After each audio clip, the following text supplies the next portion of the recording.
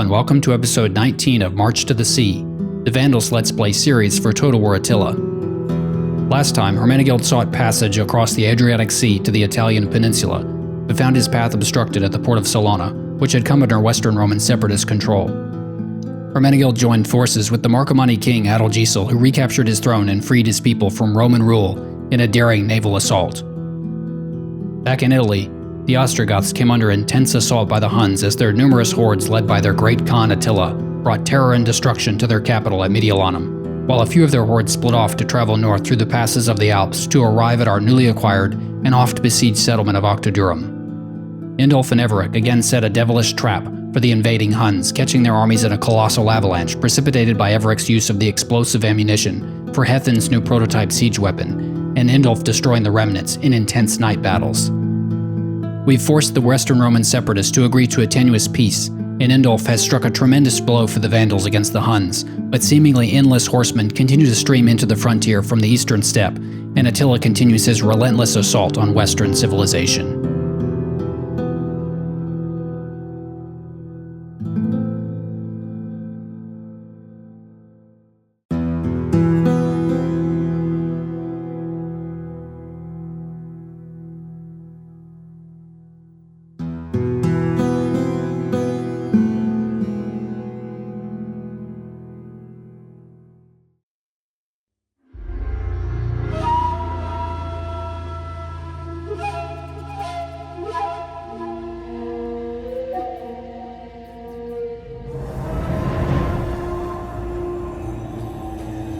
Once warriors like ourselves, these Vandals have grown complacent, feasting on the rotten corpse of the Roman Empire. The destruction wrought in Gaul by Counterattack in his flight of terror from the ancestor Udin was but a prelude to the devastation that Attila will bring. Go brave destiny seekers' unusual strength, slay these men, enslave the women and children, and to each one you kill, maim, shackle, or violate, ask them, do you know Indulf? If not for this man, our wrath would be elsewhere, laying waste to the Ostrogoth. But for him, your lives will be spared for a time. And ask them, how should we repay the man who has caused us to change our course to Vienna? What can we take from him that would equal the suffering we shall cause here today? When your axes and quarrels have drunk enough of this Vandal blood to satisfy Tingri, then shall you put this wretched idiot through the torch. Do not stop until the fire blazes so bright that Attila and his scourges of Hyperborea are warmed by the breeze that drifts to the east and melts the ice in the mountain passes to the north.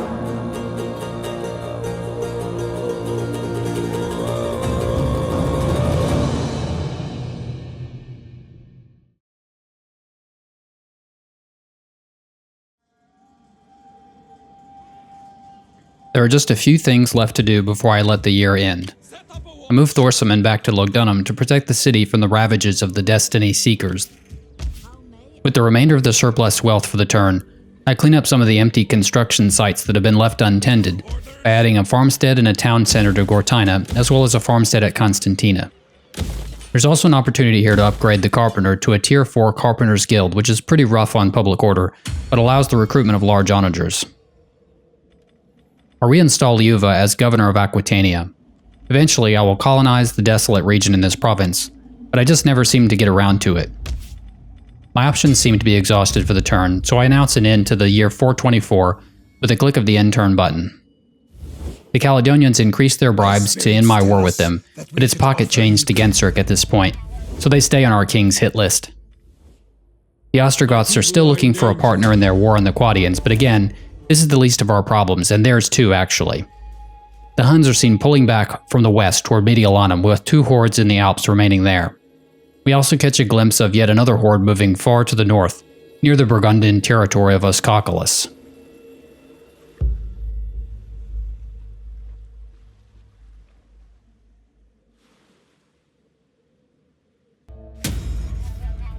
History repeats itself at Belgica, where another rebellion has risen up. Another of my secure loyalty attempts ends in failure unless extreme measures are taken, resulting in the mutilation of one of my governors. I'd rather not this time, so I just take the control penalty. Liuva and Gojifu marry, which is useful, I suppose, since she has some positive traits.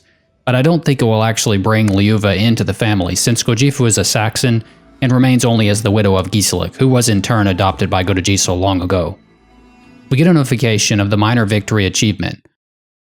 Although we managed to secure most of the objectives besides survival to 425 AD quite some time ago, but now it's official. I keep adding more troops to my armies, the Seekers of Glory and the Giants, led by former admirals turned generals Dromiate and Swinthila respectively.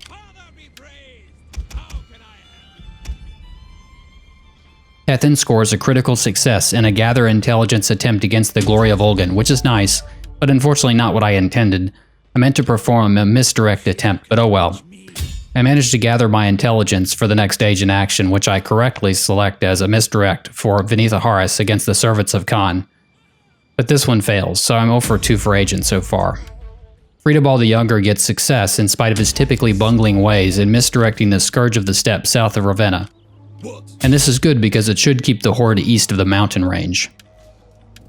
Everic does manage a successful harass attempt against the Rough Riders, although Hermenegild the hero is unsuccessful. Kyrillos doesn't have the harassed army ability, so I use his sabotage skill instead, in which he's successful.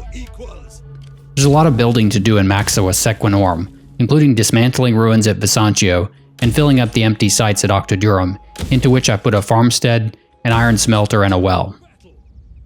I move Hermenegild the General and the Children of the Forest back to Rome and replace the mercenary Germanic mounted warband with a homegrown regiment of horsemen. Now with the Picts gone and public order in Caledonia and Hibernia stabilized with Hunelo present, I'm able to move out Hermanfred of the Glorious Reavers, who recently had something of his own reaved by Mata. The Glorious Reavers are able to reach Londinium this term with a forced march. Deciding that I will put the effort into keeping Dura Cortorum and relieve the Geats of the responsibility of patrolling my territory, I recruit yet another general. This time it's Hunnic, one of Gundric's sons, a fearless and perhaps fearsome warrior given his misshapen appearance. He's evidently considered a little bit boring like his brother Arjabad. I'm not really sure why Gundric and Veneranda are having consistently boring children. In any event, Hunnic really is boring because he can't even think of an original name for his army, choosing instead to reinstate the traditions of Athanaric's old army, the Rivers of Blood. Hunnic garrisons the defense of Dura Cortorum and starts recruiting some basic spear and hurler infantry for his army. In Sahara at Garama, I've downgraded the settlement by 1 tier in order to afford the conversion. It's still expensive, but now a manageable 7650 for the conversion, which I pay for about half of my remaining surplus for the turn. With the remainder of my wealth, I make some upgrades at Britannia Inferior, and then I end the turn. The servants of the Khan enter the eastern perimeter of Mediolanum, while Attila and his horde, the Scourges of Hyperborea, along with the Destiny Seekers, remain at the western side of the region, and I still have 2 hordes to deal with in the mountain pass to the north, and those in the Italian peninsula.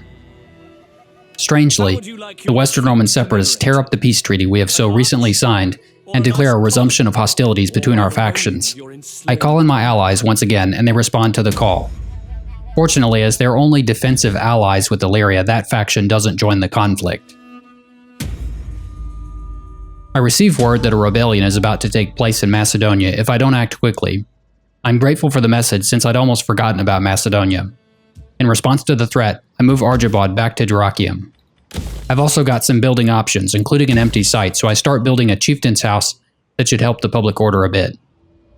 I add more troops to the Giants and the Seekers of Glory, although they must be infantry since I don't have cavalry recruitment capability in either province. Hermenegild, Kyrillos, and Everic get back to work on softening up the hordes in the mountain pass, this time all 3 being successful in their attempts to weaken the Blades of the Steppe, having worked on the Rough Riders last turn. I go ahead and make my building upgrades for the turn, which are spread throughout the Empire, including a farmstead and dikes at Narbo, fields at Constantina, a tavern at Emerita Augusta, more fields at Pax Augusta, and a town center at Bisancio. I save some wealth for agent actions, misdirecting the servants of the Khan at Mediolanum with Hethin, failing the same against the Scourges of Hyperborea with Vinitha Haris, but succeeding against the Scourge of the Steppe with Friedebald. By now, Friedebald the Younger has accumulated enough experience for his first rank up, not counting the first 2 free ranks granted by Hermenegild's mentor trait, and I add the points in misdirect and murder skills. In order to more effectively utilize my greater variety of recruitment options at Londinium, Hermanfred and Hunnic swap places, with Hermanfred heading to Duracortorum to keep the public order, while Hunnic moves across the strait to Londinium. While at Duracortorum, I use what little surplus I have left to upgrade the farmstead to a goat herd. Gismus has ranked up in the Sahara Desert. From what I'm not sure, perhaps he's been working on his skills out of sheer boredom. On the diplomatic panel, the Ostrogoths shockingly agreed to military access. So now they've finally given their permission for me to clear the Huns from their land.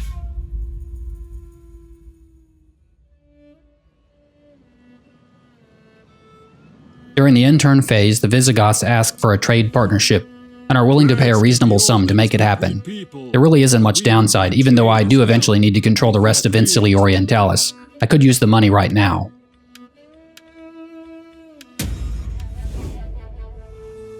We've got the Huns locked down pretty tight at Mediolanum, and they don't appear to budge during their turn. A hostile force of Afrigid transports, assassinate ally, appear in the Aegean Sea to the east of Corinth, while the Macedonian rebels are seen raiding the land east of Thessalonica. The Langobard separatists ask for a non-aggression pact, which I suppose is reasonable for the time being, so I don't give them any trouble about it.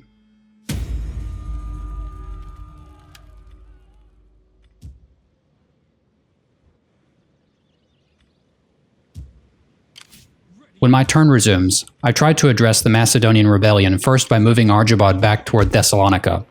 I'll leave the rebels alone this turn to let the public order cool off. I have a couple of fairly seriously wounded Hunnic hordes in the Alps now, who have suffered mightily at the hands of Hermenegildo and Everic, and now I have the go-ahead from the Ostrogoths to exterminate the Huns with extreme prejudice, so I'm going to make some aggressive moves this turn.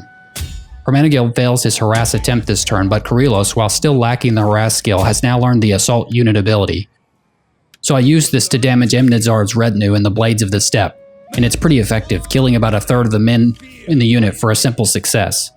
Everic has an even better result, scoring yet another critical success against the Blades of the Steppe, and I can't help but agree with his proxy on the campaign map, who exults in his success. I am the champion of champions. I am the champion of champions. The giants rid themselves of most of the mercenaries, and now add some Germanic horsemen at Avaricum. I also moved the Seekers of Glory north, inside the border of the same region, so I can recruit some of my own cavalry there as well. The time has come to clean out the mountain passes between Octodurum and Mediolanum. Thorsimund moves south and leads the attack, where he's joined by Indulf, Argimund, and the Octodurum garrison. With so many troops, I actually have a good auto-resolve chance, so I take it. We wind up losing over 1,000 men, which is a steep price to pay, but both Hunnic hordes, the Blades of the Steppe, and the Rough Riders are destroyed, and we get over 400 enemy captives in the victory. These elite Huns are worth a pretty penny in ransom, so I take the money again. With that, finally, the mountain pass to Mediolanum is clear. Thorsimund's army, the Blood Boars, have earned some new traditions, and I make sure to pick up the Nomad Hunter's trait to bolster morale against the Huns. Similarly, Argimund and the Carian Crows have ranked up, and I take Nomad Hunters for that force as well. Indulf and the Oath, who are severely depleted, move back to Octodurum, merging several damaged units and recruiting some spears and warband units. I don't have cavalry or other high-quality units available at Octodurum, so that'll have to do for now. I next get to work with my spies on the hordes to the south, with Hethan failing his misdirect attempt against the servants of the Khan, but Vinithahar is succeeding against Attila and his scourges of Hyperborea. Friedebald the Younger also has success against the Scourge of the Steppe in Italia. There's again lots of wealth to spend for the turn, and I spend some at Londinium on goat pens and a souterrain, and also on a souterrain at Lugdunum. I start upgrading the settlement structure at Narbo to Tier 3, and I spend a little bit of the remaining upgrading the farmstead to a cattle herd at Octodurum. That'll give us access to cavalry in this key location. With that done, I end the turn, looking to turn up the heat on Attila next turn. During the intern phase, the Eastern Romans ask for a defensive alliance, and they're actually willing to pay us for the privilege. I think this might actually work out in our favor, since they're a strong nation even as a shadow of their former empire. They could provide a bulwark against the Sassanids, who they also hate, and if we can convince them to upgrade the agreement to a military alliance, we get credit for their territories toward our victory objectives. Needless to say, I agree to the pact. Now we find out that the Ostrogoths have come under attack by Italia. I've dealt with them before, but it seems they've returned from the dead as a rebel faction in Italia. This might also work out for us, since I wouldn't mind taking that province from them in my unification of Italy. The Western Roman separatists move an army into the eastern pass of the Alps from Augusta Vindelicorum. I'm fairly certain, if given the chance, I'm going to burn their capital city to the ground for their treachery. Hermenegild welcomes another noble birth, a stun named Thorsimund. We receive a mission to trade with the Britannia faction for a modest reward. The trade value is also somewhat modest, and the Britons aren't interested, so we may have to let this mission pass us by. My agents next turn their attention on Attila, although both Everic and Hermenegild fail their harass attempts, and Kirillos fails so hard at a sabotage attempt that he ends up hurting himself in the process. See you in a few turns, Kirillos. Indulf and Swinthila swap places, with Indulf taking the Children of the Forest back to Avaricum where the cavalry are plentiful, and Swinthila taking up the garrison of Octodurum. Argemon and Thorsimund fortify their armies at the entrance of the mountain pass at the southern wall of Octodurum. Venethoharis and Hethan misdirect the Scourges of Hyperborea and the Servants of the Khan respectively, and Friedebald does the same against the Scourges of the Steppe, which should keep the Hunnic armies mostly static for another turn.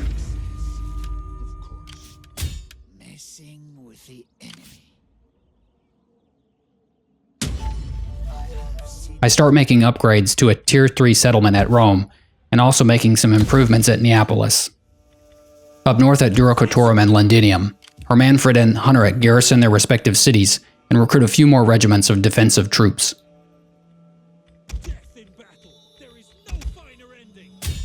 I've let the rebels in Macedonia go for long enough, so Arjabad ventures out of the city and annihilates them. I then send him back to Thessalonica, where I add a few berserkers and Typhali cavalry, and take care of his increase in rank.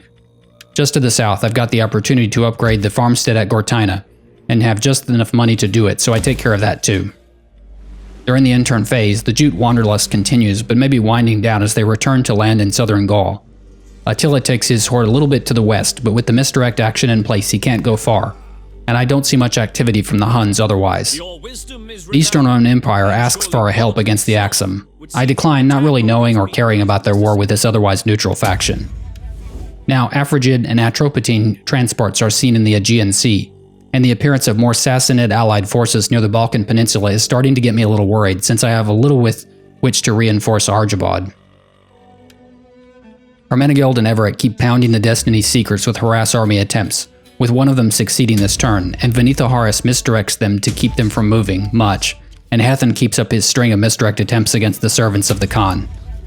Indulf takes his replenished armies south to take up a fortified position at the western mountain pass into Cisalpine Gaul, while Thorsimund takes up a position at Lugdunum to replenish his army. I didn't notice it during the intern phase, but the Huns moved away from Fiorentina, Attalia's new capital city, while the Western Roman Empire, gone for so long, has recrudesced at Ravenna. Hermenegild sees a golden opportunity at Fiorentina, so he takes the Children of the Forest north and places the city under siege. The balance bar is moderately in our favor, perhaps indicating some significant losses, but I decide to take it for the sake of expediency. We're able to win with a decisive victory, with significant but not catastrophic losses. I try to keep the Scourge of the Steppe in place to avoid any mishaps, but Friedebald obliges us by failing this turn. I should have done this before I advanced on Fiorentina, but I got ahead of myself. Hermenegild merges his depleted regiments and replaces his missing horsemen and warband regiments. At Fiorentina, I repair the damaged structures except for the Roman pagan statue, which I tear down. Also in this province, I start upgrading Neapolis to a Tier 3 settlement. I do the same at Rhegium and Magna Graecia, and upgrade the sanitation structure at Syracuse. Genseric departs Gortyna to threaten the enemy transport ships in the Aegean, although we can't quite catch up to them yet. I spend the last of my wealth for the turn, fleshing out Dromiate, Seekers of Glory. Following that, I end the turn. The Jutes are now on holiday in Spain, it seems. Out of nowhere, a huge fleet of Sassanid transports emerge in the Red Sea and inflict a severe defeat on the Eastern Romans there. Interestingly, the Western Roman Empire has declared war on the Geats, and I'm only too happy to join the war on the side of my ally. It seems that the Langobard separatists were too small to survive as a faction in this harsh world, and they've been eliminated. Genseric has put in a good word for both Indulf and Adothius to keep their political offices secure, so his influence has dipped slightly as a result. My agent actions against the Destiny Seekers have failed this turn, but Hethan keeps the Servants of Khan in place with a critical success. Indulf moves forward to battle the Destiny Seekers in a night battle. And I make a little bit of a risky choice in the auto-resolve for this one, but he does get a decisive victory, failing to eliminate the horde entirely, but driving them back in very bad shape. Thorsimund also has the night battle capability, so I move him back toward the action from Lugdunum. Arjumund doesn't have the requisite cunning attribute, so I move him back toward Octodurum. Swinthila, however, does, and I bring him in to finish off the Servants of Destiny, free from intervention by Attila.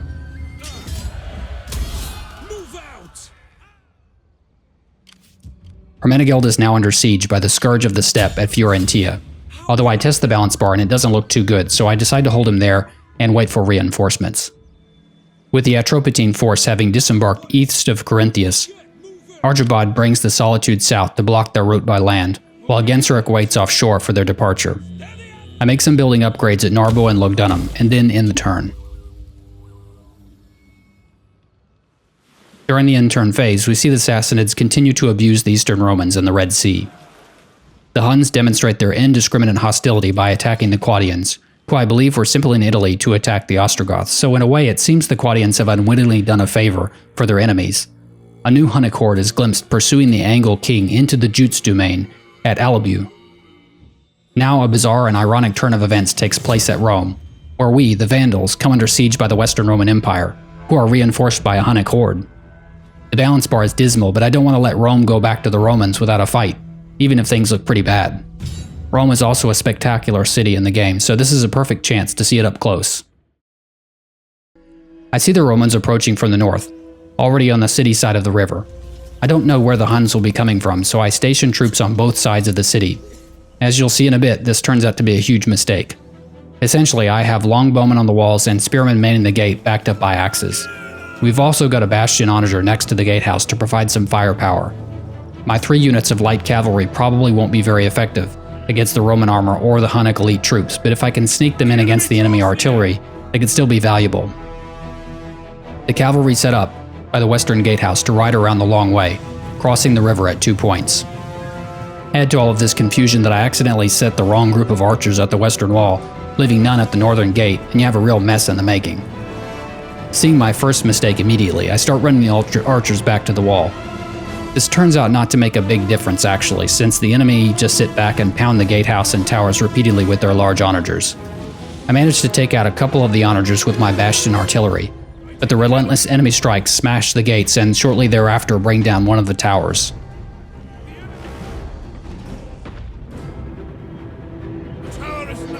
Now the Huns enter the picture. Unfortunately, they're coming from the north also, and their onagers are in range almost immediately, and they start adding to the devastation at the northern gatehouse. By this time, my cavalry have circled around. Well, 2 of them have, and the 3rd Regiment seems to have been lost on its way exiting the city, so I regroup the cavalry to bring them in at once.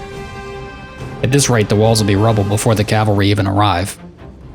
I start moving my men back to the western gate toward the northern, but it's a long walk. The enemy onagers have now started pounding the wall itself, which shakes and several stones crash to the ground, the trimmers carrying some of the men off the ramparts to their deaths. With the onager fire coming on uninterrupted, a huge breach soon develops in the wall itself, and now I have a major problem. 2 openings to defend with as few infantry units. The Roman ballista have now come up to take some long-range shots at my archers, and the weapons prove fairly effective, the bolts whizzing through the ranks of my men on the wall, impaling more than one at a time, the momentum causing them to fly backwards off the wall.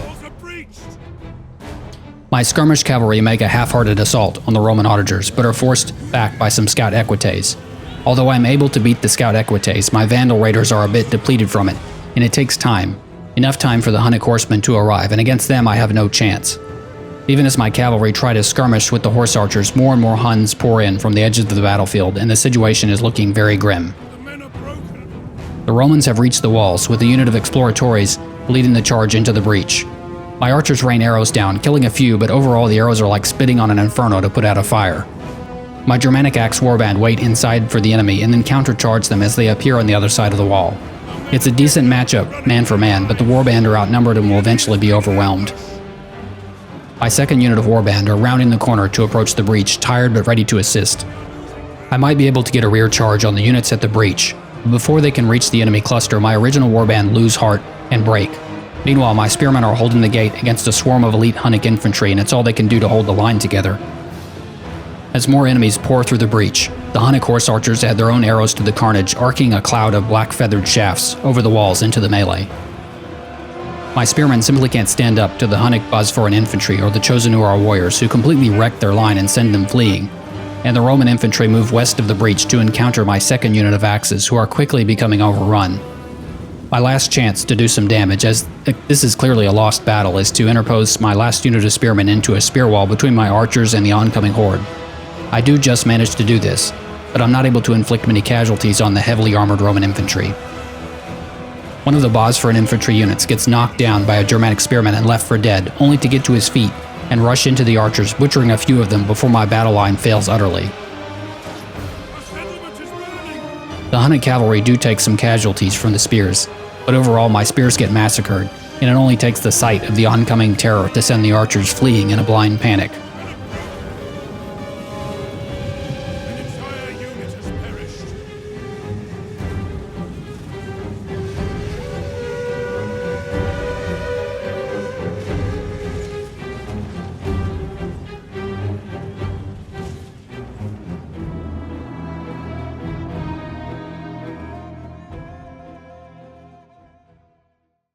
Ignominious defeat is the result, probably inevitable, but made worse by my missteps in the strategy.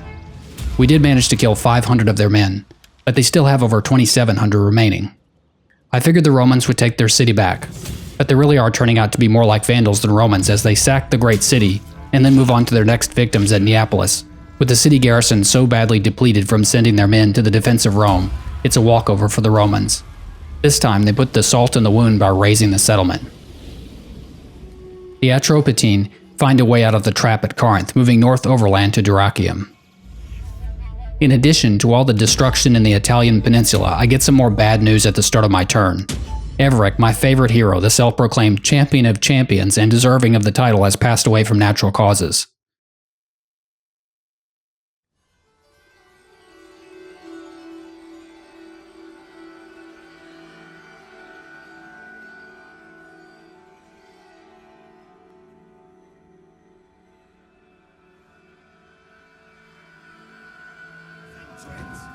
Oh, thank Christ. I thought we'd never be out of those mountains.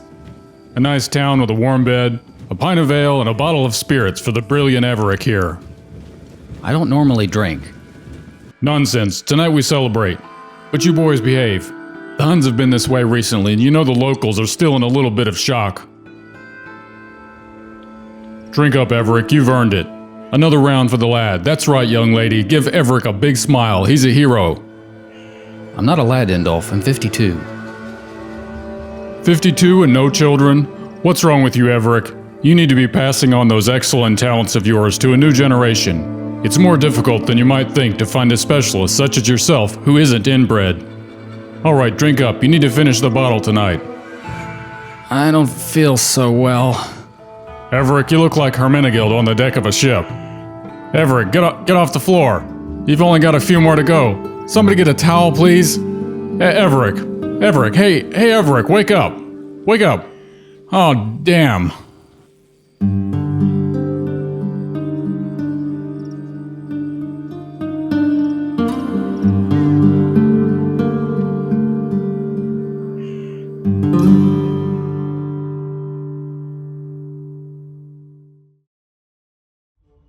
A few more illegitimate children from Hunnic and Argibald add to the Vandal clan. I guess Genseric's nephews must not be as boring as their traits suggest, but I don't know why Genseric went to such trouble to find wives for them. Hermenegild moves back south and helps the badly beaten Roman garrison exact a little revenge on their assailants, soundly thrashing the Scourge of the Steppe in a balanced auto-resolve. Hermenegild lost quite a few of men in the exchange, but that's the cost of doing business with the Huns around. Ethan manages to misdirect the glory of Ulgan to keep them from reaching the scourges of Hyperborea, but my agent actions are otherwise unsuccessful. I do notice that Attila is no longer with the scourges of Hyperborea, and I'm not sure why, although it may be that the Grithungian agent injured him. I get my armies into position, surrounding the scourges of Hyperborea, hopefully to crush them if Attila returns. I go ahead and spend the money to repair the massive damage done in the sack of Rome, and upgrade what I can at Narbonensis, and with a little bit left I start building a wood carver at Caesar Augusta. I check the diplomatic panel to see if there are any developments, and in fact the Eastern Romans are now interested in a military alliance. I never thought we'd be friends with the Romans, but this is actually great news. So now we have a powerful ally in the Eastern theater.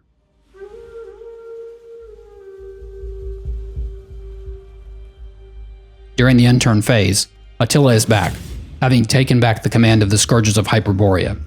He moves quickly to attack Thorsimund, who is blocking his escape into the western mountain pass. The balance bar is against us, but there's enough on our side to suggest the possibility of a victory.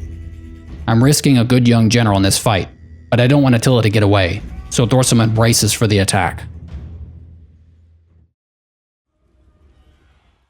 We deploy at the foot of a fairly steep hill, with the enemy deployment zone at the top of the hill, and this is not an encouraging start. As I start the battle, the Huns appear over the crest of the hill, immediately thundering down the slope toward Thorsimund's position. Thorsimund yells in a panic for his men to back up, and near pandemonium erupts among the ranks as the men scramble to backpedal before the terrifying sight of 2,000 horsemen armed to the teeth barreling down a slope at full gallop with lances leveled and axes raised high. I manage to form up a line of spearmen, angling the edges a bit to prevent the Huns from so easily flanking our force. Their shock cavalry are coming in at alarmingly fast speed in the left-hand side of our line. The Alani handlers unleash their dogs into the enemy cavalry just before they reach our line, but the result is mostly dead dogs trampled out of the hooves of the war horses. On our left flank, a tremendous line of Hunnic horse archers, devil archers, and Uniguard pull up their reins at about 100 paces from our front line and begin unleashing a torrent of arrows which slice through the defenses of our spearmen to fell several of them, even with the large shields, heavy armor, and braced formation. Attila at first watches with contempt from behind his horse archers as his shock cavalry and axe-wielding devil horsemen clash with our spears, but as the spears hold their own and bring down many of the elite Hunnic lancers and our archers begin returning fire, delivering a withering hail of their own into the enemy, the Devil King snarls in derision and spits his disapproval into the grass as his great gray stallion impatiently paws the turf. My axes move up to hew the Huns who have been unhorsed and hack at the legs of the horses of those who haven't. My spears on the right are still holding strong, but their ranks are thinning from the deluge of arrow fire. Several of the Hunnic melee and shock cavalry are in bad shape, having been soundly repelled by my frontline spears and axes who are still hanging in there. One unit of devil cavalry have even begun to retreat. Seeing this, Attila kicks his horse into action, and his retinue of spear-wielding Hunnic nobles begin hurtling down the slope at my battle line.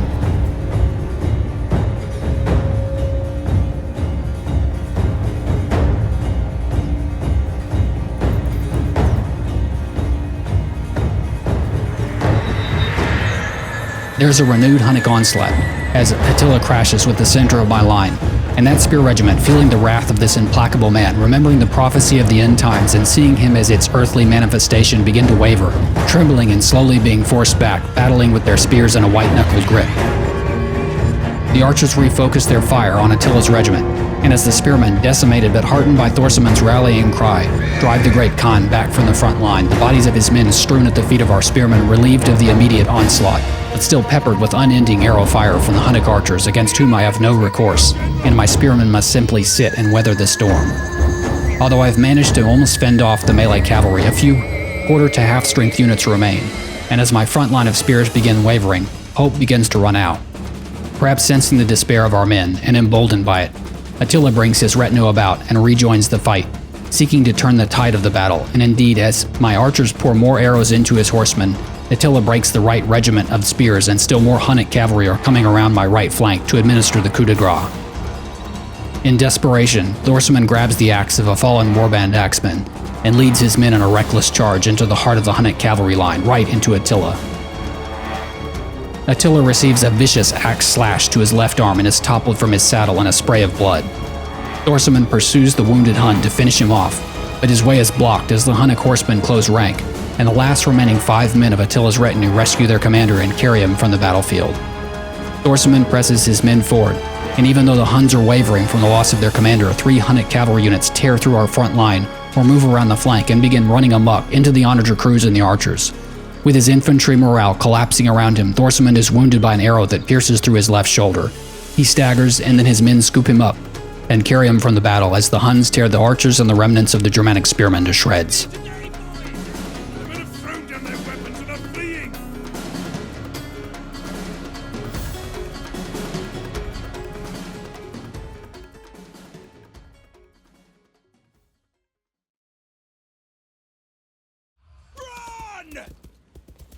The few men left of the Blood Boars desperately retreat to the mountains with their injured commander, but Attila directs his men to mercilessly hunt down and eradicate the Vandal army and its men. In the end, Thorsimund is caught and brutally executed by Attila and his men.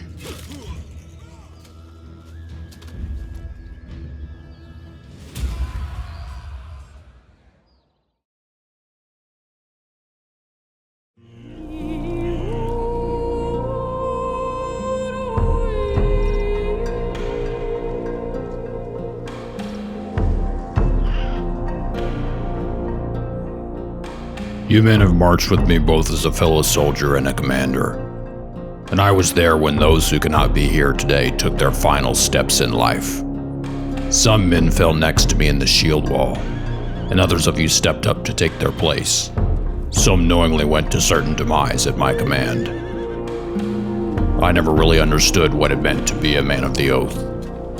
I thought we were after glory and combat, and while we've certainly found those things, it's taken the untimely loss of my boy, Thorsimund, ripped from his life in his prime by the scourge Attila, for me to understand that the oath is about dedication, duty, and family. No more men bury their children killed at the hands of this monster. Our families will never be safe while he lives. We go east, we capture or kill Attila, and we defeat his armies, forever turning back the tide of the Huns. That is my oath to you.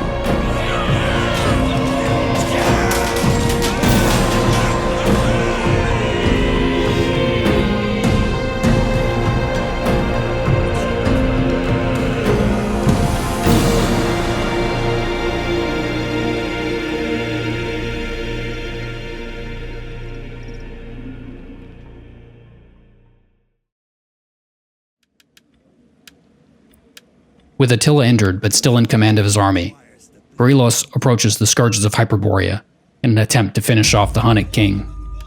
Attila is further wounded, but even this success becomes a failure, as Attila ultimately escapes into the mountains, leaving his army behind. Dromiate then assaults the weakened horde with his new army, the Seekers of Glory, and he manages to finish them off.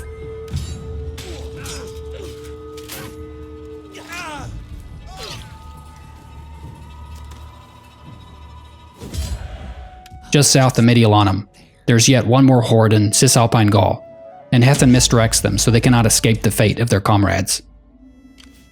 I upgrade some of the buildings in Maximus Equinorum, particularly the settlement structure, which will help with garrison defenses, and I do the same at Dura Cortorum.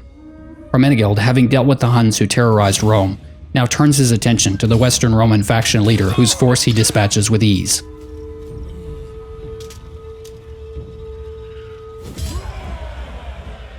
He returns his army to Rome to replenish and eyes the new Western Roman capital of Ravenna as his next potential target.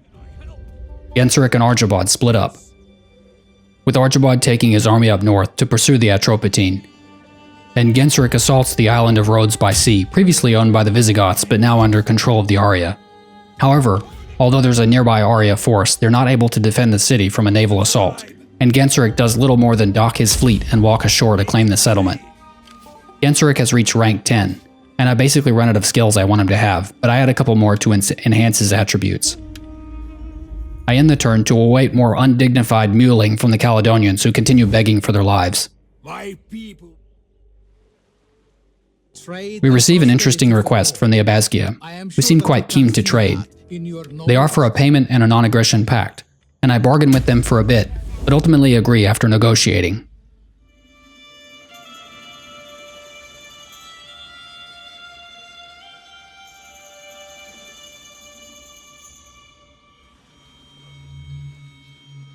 More Sassanid tributary states arrive on the Balkan Peninsula, and the Atropatene continue north toward Thessalonica. Genseric took Rhodes with ease, but holding it will be more difficult. We learn that the Aria are now besieging the city by land, and Genseric can defend against a direct assault but is powerless to lift the siege with his fleet. Hermenegild, fresh off the victory against the Huns and the Western Romans, takes his momentum to Ravenna, which he assaults and then forcibly takes from the Western Romans, eliminating the enemy king and driving the faction into extinction once again.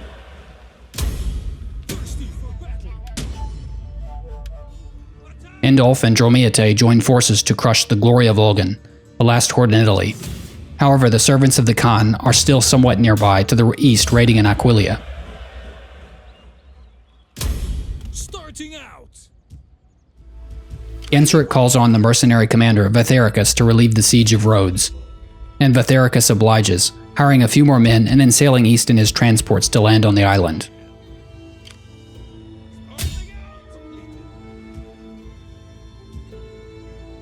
Not possible. Archibald moves his men back to Thessalonica, surrounded by hostile forces.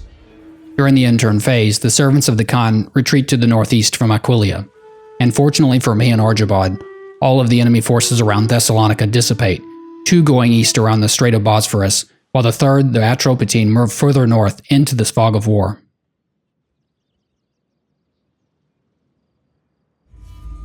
At the start of the following turn, I find that my plan to remarry the widowed Eastern Roman princess Comnena Flavia Attila to Swinthila following the death of Thorsimund has been fraught with conflict, with Indulf strongly objecting to the marriage.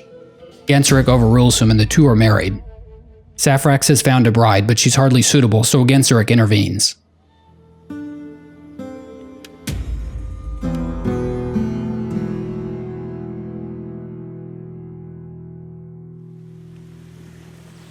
We'll leave the story here for now.